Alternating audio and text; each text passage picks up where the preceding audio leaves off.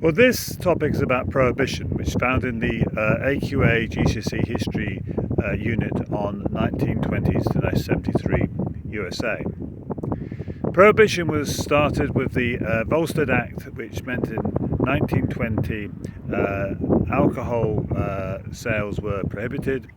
Anything over 0.5% alcohol could not be sold in the USA. This, unfortunately, was unsuccessful for a number of reasons. Firstly, there were not enough agents assigned to make the act successful.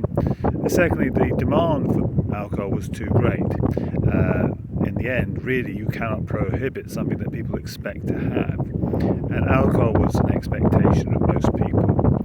And as a result, gangsters moved in to sell alcohol to various people, and they did this through speakeasies where illegal alcohol was sold in bars. They also did it through other means. They did it through moonshine, which was homemade alcohol, and they did it through the bootlegging, which was alcohol brought down from Canada or Mexico illegally.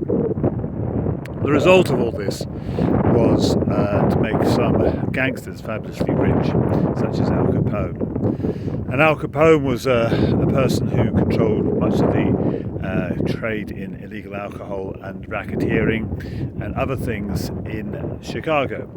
And he used violence to get his way. In one case, the St. Valentine Day Massacre, he killed a number of people from the Bug Moran gang.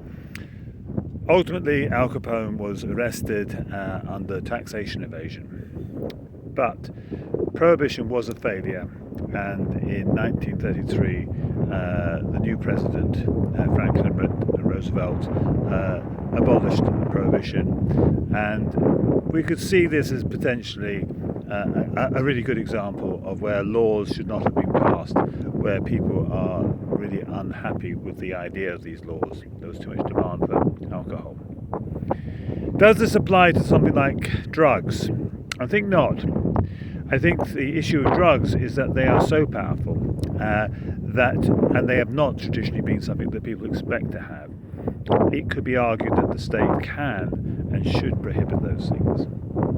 It also should be remembered that Prohibition was successful in parts of the Midwest where there was a strong belief in Prohibition.